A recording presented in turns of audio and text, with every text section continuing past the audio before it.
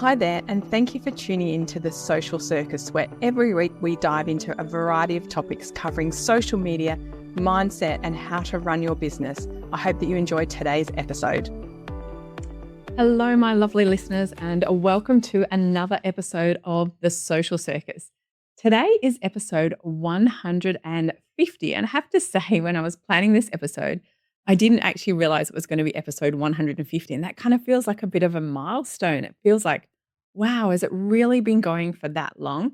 It's a huge amount of podcasts to have produced. So we are now in the end of April 2025, and my podcast has been going for just over 3 years, which seems incredible. So I wanted to just take a little breath and say thank you. Thank you to you as my listeners for tuning in every week, for enjoying my podcast, for giving me lots of feedback on the episodes, and really for making this podcast so successful, because without you as my listeners, this podcast would be nothing. I could sit here and talk to myself, and I'm quite happy to do that with my dogs or my cat. But creating this podcast is probably one of my favorite things that I do in my business. And I truly enjoy finding great guests for you to listen to. I truly enjoy creating the episodes that I think are going to be of value to you. And I'm so grateful that you choose to listen to me, that you take the time out of your busy lives to spend some time learning and growing in your business. So thank you for helping me get to 150 episodes. I am so grateful that I get to sit here and do this as part of my business. It's very fun. So today's episode, I must tell you, I don't have a rigid methodology when I'm writing podcast episodes, which may or may not surprise you, but I'm very much a person that likes to talk. I usually have 4 or 5 bullet points that I want to hit on. And I wanted to come up with an episode title, and I wanted to talk about sales because right now, like obviously it's April 2025. Things are pretty tough in business, and I talked a lot about this. So if you didn't catch my previous episode, please go and listen to episode 147. It is titled The Silence Between Sales. And in that, I talked a lot about what's happening now in terms of sales and why selling can be hard. So this is probably a good precursor to today's episode. But in today's episode, I really wanted to talk about, and the working title is Why You're Not Getting the Sales You Deserve and How to Turn It Around. And so I wanted to do something different because it's 150 episodes, so I'm allowed to do that. No, just kidding. I was planning to this anyway. This podcast is part 1 or part A, and next week's episode will be part 2 or B. I haven't decided on that yet. So it's a 2-part podcast, today's and next week. So please tune in, because what I'm going to do is I'm going to share 10 tips as to why you're not getting the sales that you feel like you deserve. So today I'm going to focus on 5, and then next week I'm going to do another 5. Keeping it nice and simple so you don't get overwhelmed, because if I give you 10 tips today, your brain will explode and you'll probably action none of them. What I'd really like you to do is take a little bit of time to reflect on today's episode. I'm going to share 5, as I said, 5 reasons you're not getting sales. And I want to kind of do a little bit of mindset reflection work on why that might be. So I want you to think about, have you ever found yourself thinking, I am doing all the right things. Like I'm doing everything that people like me as your business coach might tell you. Like I'm showing up online, I'm being consistent, I'm doing all the things, and yet the sales aren't flowing. But what I want to say is you are definitely not alone, okay? And today we are going to untangle what are the reasons that it might be the case, like why you're not getting the sales you believe you and your business deserve, or that you believe you've kind of worked really hard for. If that doesn't sit comfortably like you deserve, it's like I'm doing all the things that I think I should be doing and I'm still not getting the results that I think I should be getting. So let's talk about, first of all, the first reason. And I will just say, if you're a gentleman listening to my podcast, this may or may not apply to you because it's a very female-centric reason. And this is because we are hiding our brilliance instead of celebrating it. Now, this comes in Australia, we call this the tall poppy syndrome, where we like to put down or put people in their place if they are too big for their boots, as my mum would have said when I was a kid. So this is feeling guilty about selling is very much a cultural conditioning, especially for women. And one of the things that's really, really interesting in this online space that we all now live in is we get to see lots of other cultures in and how they perform. And it's really, really interesting because in Australia in particular, I feel like our culture is bombarded by American culture. Good or bad, I'm not commenting on that. But one of the things I would say is Americans are great at selling. Okay. They have much less hang-ups. I've been subscribed to newsletters and they will send out 5 emails in a day. And I'm like, holy heck, that's some brave stuff sending out that many emails in a day. I think the most I would send is like 2, unless you're in a funnel and I can't help where you are in that. But they're really courageous and they're brave and they're not afraid to step in and show that. So I want you to think about selling is not stealing, okay? It is about serving. And this is one of the mindset shifts we need to have is that if we are the world's best kept secret, no one knows how great we are, no one knows how brilliant we are, and it doesn't allow us to show up and ask for that sale because we're too busy hiding of, I've just got this thing over in the corner, if you can come and take a look. That is not serving you or your business. So I want you to ask yourself, is this something that applies to you? And I want to say, after all the years in business and all of my lifetime of experience in marketing, it's something I still struggle with. I still feel slightly embarrassed that I'm so well qualified. Like I have a couple of marketing and business and comms degrees, and I've been doing this for a long time, and I still feel a bit showy offy when I talk about some of those things. So I just want you to know that this doesn't necessarily go away the longer you're in business. You have to deal with this mindset stuff now. So I want you to think about this as a mindset shift. Selling is an act of empowerment for you and your clients. You are helping people step into a better version of themselves. Whatever your business does, you are helping them do that. And that is so powerful. And I love to think about how I help people and what it creates and how it changes things. So I want you to ask yourself, do you think of selling like that, or do you think of it as that icky feeling that you get? So ask yourself, am I thinking about it as serving and helping people to step into a better version of themselves? Okay. Next reason why you are not getting the sales you deserve is because, number 2, you think mentioning your offer once is enough. Okay.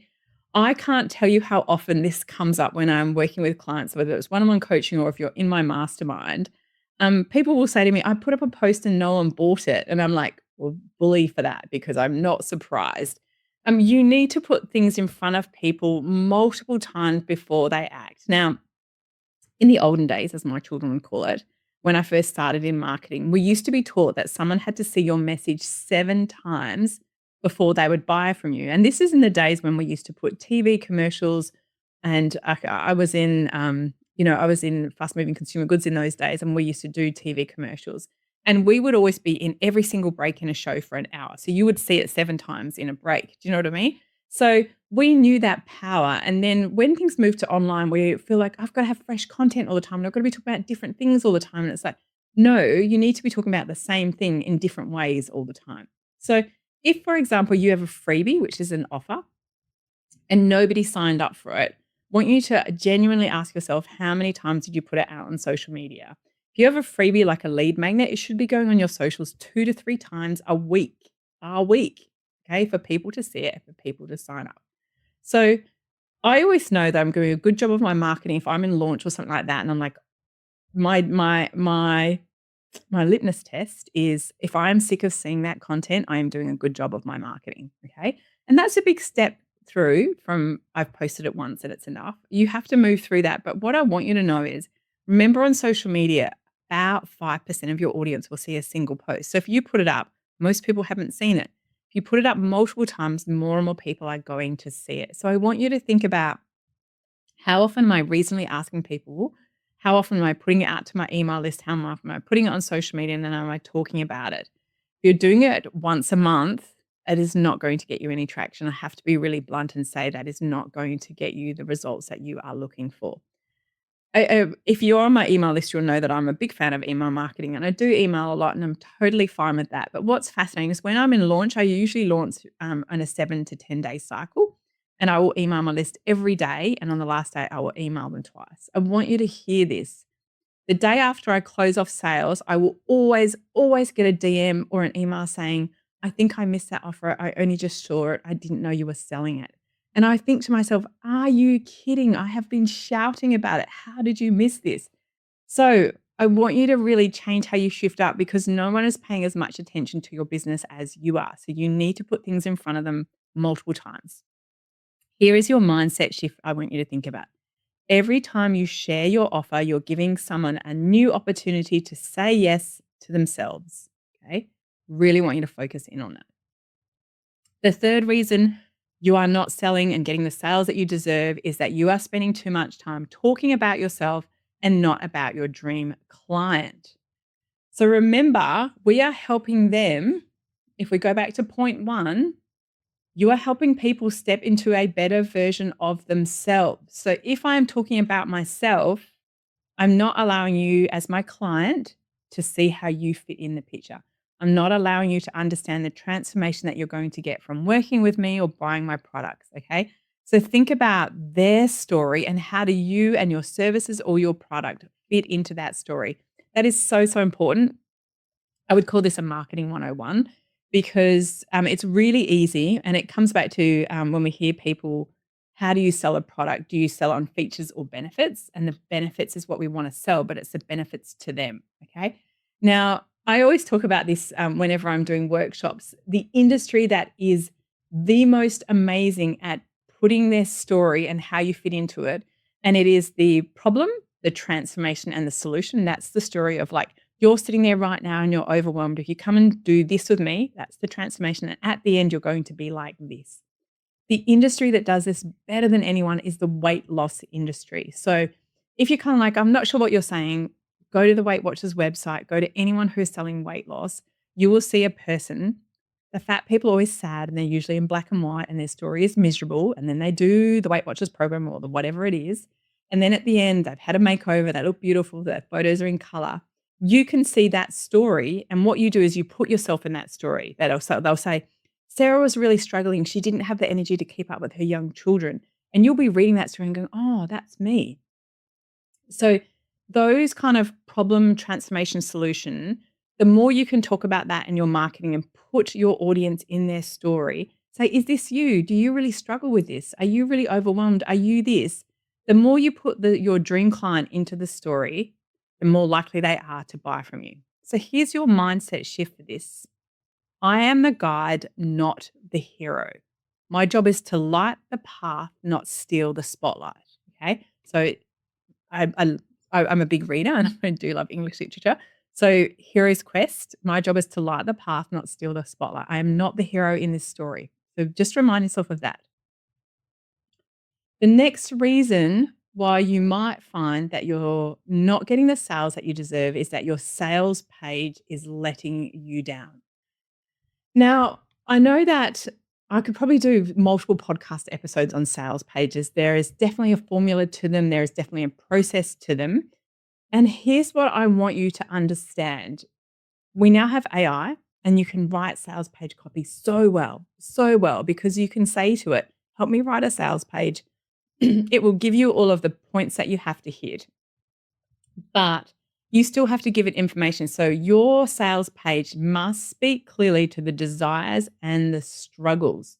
So you are losing buyers who actually want to say yes if they can't see that you understand their problem, you understand how they need a transformation, you understand what the solution looks like. So that problem, transformation, solution. You need to speak into that. You need to speak into their struggles. I know you've tried this before. I know that this is hard. I know this feels like it's big, but I will be there to hold your hand. I'll be there to guide you. This process works. So your sales page has to work really, really hard. And you can actually put your whole sales page into ChatGPT and ask it to review it for you and ask what's missing and what can you add. So that's a really good little tip if you haven't tried that before. Now, I want to share with you because I'm a lover of sales pages and I do love building them. I find it really enjoyable because it really gets me to the heart of how am I helping you? And it's a really good reminder of I'm helping you in this way. I recently came across someone, I was on her email list. I attended a webinar that she did, and she was selling a mastermind, and the mastermind was like $800 a month. Really great price. Go her. The email told me a little bit about what was the mastermind entailed. Now, for someone like me to sign up, I need all the details because I'm giving you a lot of money and I need to know like how many calls a month are we having? What kind of support will I get? What's included? What do I get for my $800 a month? And so I clicked on the link in the email and it took me to a Stripe order form checkout. It gave me no further information. And I was kind of stunned by this because I was like, wow, are people just buying off that email, which can I just tell you was not meaty and did not give me enough information to help me make a decision on whether or not I wanted to buy this mastermind. It was a 6-month commitment. Now, all I can say is either that's incredibly sloppy work or it's incredibly brave work that you think that your email has nailed it enough that you do not need a sales page. But I want to say this. If you are asking people to spend any amount of money, you need to tell them and compel them to do that. So you need to speak into their desires and their struggles. Unless it's a really low ticket item, like under that $100 is low ticket, you can probably sell that straight to a product because they're not spending much money. But when people are spending thousands of dollars, they need to know all of the things. They need to know, like I said, what do we get? What's included? How long does it run for? What are the FAQs? All of those kind of things are really, really important. So please don't think in this age that if you run a webinar and you just send out an email, I am compelled to buy from you because you have skipped a really important step. You've skipped your sales page. So first of all, make sure you have a sales page. If you're not sure how to do one and do it well, use AI to help you with that. And one of the things I love to ask AI is, what is the message you get from my sales page? And what do you think is missing? And what could I do better? They're some of my favorite questions to ask it. So you can put the link in and ask it to give you that kind of feedback. Really, really helpful. So here's my mindset shift that I want you to think about for your sales page. My sales page is a love letter to my dream client's future, not a brag book about me, right? So I love that wording. It's so nice. My sales page is a love letter to my dream client's future, not a brag book about me, right? So keep focused on that. It's really, really key. All right.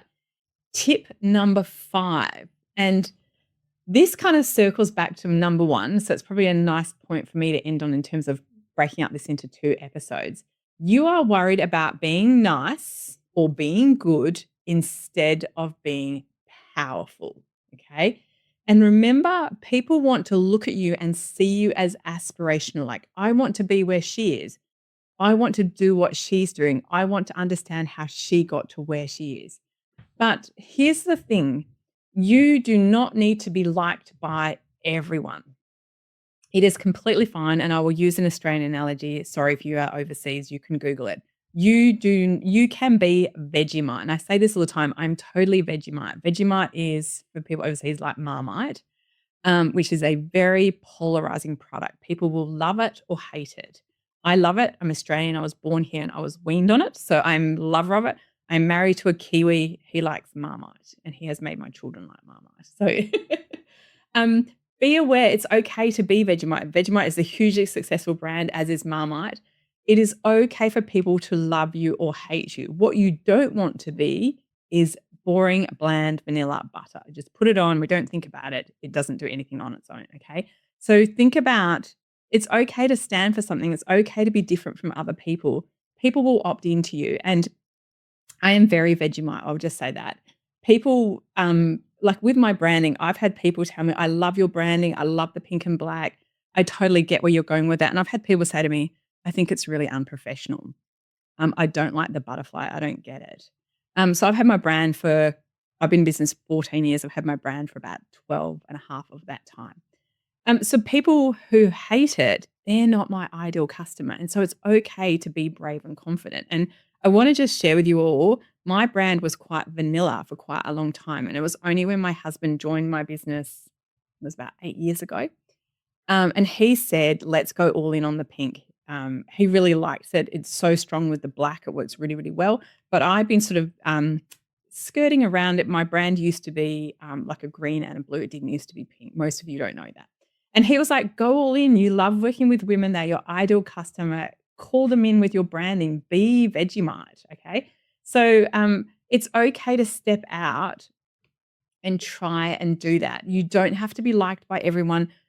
You do not have to be nice or good. And I know this is really hard conditioning. We're going up against a lot of cultural conditioning, particularly as women, because we're taught all the time, I want people to like me. I want people to think I'm a nice person. I want them to think I'm a good girl. you need to be respected by the people who want to work with you, the people who are your ideal customer, and that is not everyone, all right? So please try and let some of that go because it is some really hard conditioning. So here is your mindset shift that I want you to think about.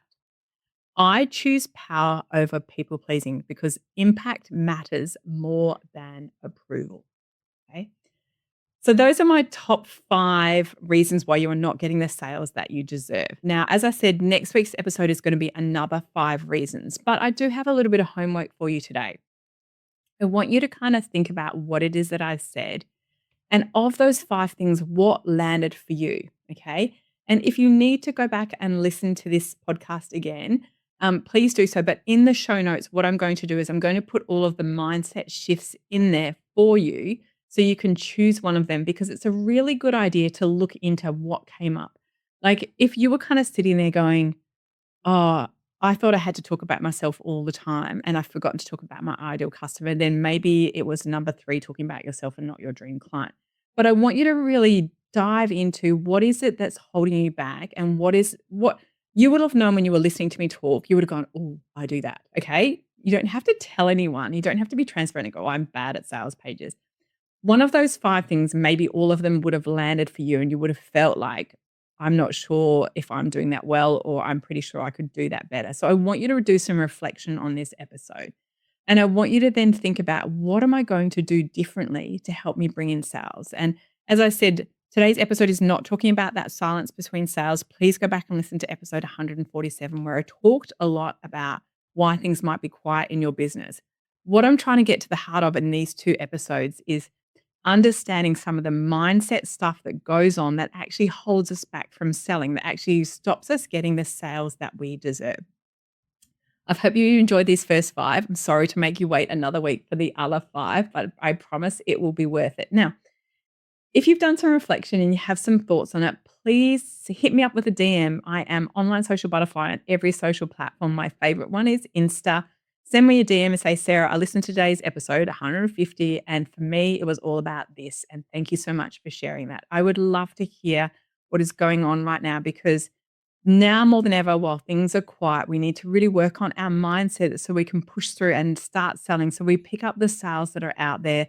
They may not be as abundant as they once were, but people are still buying, and we need to work out how we can get them to buy from us. So I hope you enjoyed today's episode. I really look forward to hearing from you all. Remember, next week will be part 2. Thank you for tuning in today, and hold tight because it'll only be 7 short sleeps until I'm back with the second part of this episode. Thank you again for listening into the Social Circus. I will catch you the same time next week. Thanks so much for tuning in to the Social Circus. As your host, Sarah Thompson, I am thrilled that you've chosen to spend your time hanging out with me.